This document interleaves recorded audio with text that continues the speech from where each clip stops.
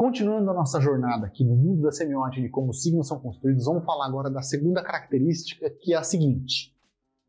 Signos são interpretados, tá? E, gente, isso é muito importante e muito sutil, porque na verdade diz respeito ao seguinte. A ideia de que o significado dos signos não repousa nos signos em si, mas no sistema em volta, é fundamental para o nosso estudo dos jogos. São as pessoas que dão sentido aos signos. Por exemplo, quando eu olho o coraçãozinho no joguinho de plataforma, eu é que interpreto aquele coraçãozinho, aquilo deve ser vida, minha quantidade de vida. Eu que interpreto. Porque eu sei que se aquele signo tivesse num outro contexto, poderia ter um significado diferente. Tá? Os signos são interpretados por mim naquele instante. Então, quando a gente joga um jogo, por exemplo, como o Diablo, né? Por exemplo, em que a gente tem de um lado esse globo vermelho e do outro lado um globo azul, a gente intuitivamente vai associar o que é vermelho à quantidade de vida, a algo que é vital. Por quê? Porque, iconicamente, isso me remete ao sangue. Então, de novo, a gente tem uma informação iconográfica ali, é vermelho, se é vermelho é sangue, que vai trazer uma informação simbólica e inicial de que aquilo deve ser a quantidade de vida que eu tenho para gastar, né? E esses jogos tipo RPG convencionaram, de certa maneira, a trazer essa coisa do azul como uma quantidade de energia mágica que a gente carrega, humana, né? E a gente vê isso reproduzido em vários jogos. Então, de novo, a gente tem que usar a informação visual a favor de não ter que ficar ensinando o nosso jogador e educando o nosso jogador sobre certas coisas. Ao ver o globo vermelho, ele já vai saber que é vida, porque a gente está acostumado a jogar a vida inteira jogos em que tem um coraçãozinho vermelho representando vida, ou algo vermelho, uma barrinha vermelha representando vida. Então isso auxilia na educação do jogador, ou melhor, faz com que o jogador tenha que prestar menos atenção na interface e possa prestar mais atenção no gameplay em si, porque ele não tem que ser educado, né? Por isso que a gente tem também que favorecer essas mensagens absolutamente visuais, né?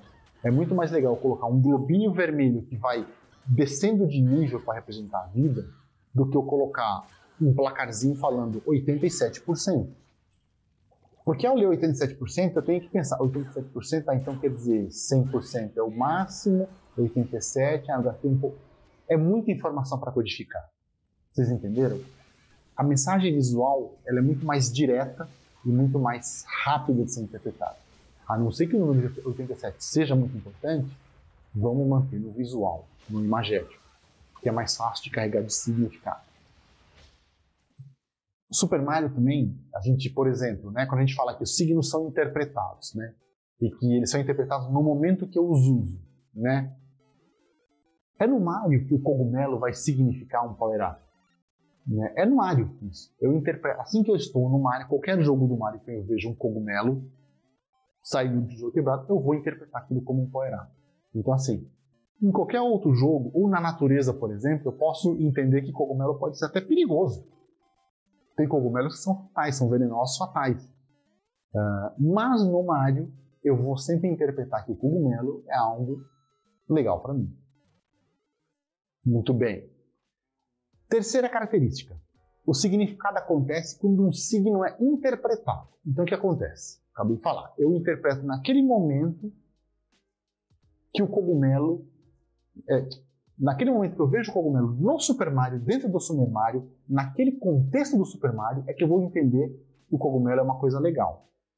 Então o significado emerge naquele instante da interpretação. Isso é importante porque mostra pra gente um aspecto interessante, que é justamente de como a gente dá valor ao significado. Então assim, eu só vou valorar o significado do cogumelo como algo positivo depois que eu interpretar dentro daquele contexto do Super Mario. Se eu ver aquele mesmo cogumelo na natureza, eu posso interpretar como algo perigoso ou algo temerário.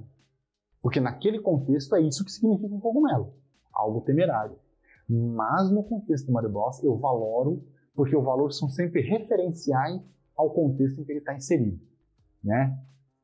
Pensa no Joaquim Pô, por exemplo. né? No pedra, papel e tesoura. Se eu perguntar para vocês qual que é mais valioso, pedra, papel ou tesoura, vocês vão falar, depende com qual ele for confrontado. Então, estão vendo? Então, assim, se eu faço esse signo para você, você vai falar assim, é uma tesoura, mas ele é forte? Depende do que outra pessoa escolher. Então, assim, eu só dou valor ao sistema quando eu interpretar os signos. Então, a tesoura só vai adquirir valor dentro desse sistema a hora que eu abro a mão, faço um papel e falo assim, a tesoura é mais valiosa. Aí eu dou valor. Eu interpreto, mas eu dou valor nesse momento que eu relaciono com os outros elementos todos do meu sistema. E, como eu já falei, é o contexto que forma a interpretação. Tá? Eu não consigo interpretar um signo sem entender o seu contexto. Não consigo. Tá, gente? Uma cruz, se ela estiver na capa de um livro, eu vou interpretar aquilo como um livro religioso, mas se aquela cruz estiver em outro lugar, eu posso interpretar de uma outra maneira. Depende do contexto. É o contexto que forma a interpretação. Na capa daquele livro, ela vai ser um símbolo de um livro religioso, mas em cima de uma estrutura de cimento num cemitério, ela vai ser indicial, porque vai indicar que aquela pessoa era de uma religião cristã. Então, o contexto que forma a interpretação do signo que eu estou observando. Tá? Isso é muito importante. No próximo vídeo eu vou fazer uma leitura de um jogo clássico para a gente tentar entender melhor como funciona essa questão dos signos e das suas interpretações e a importância deles no videogame.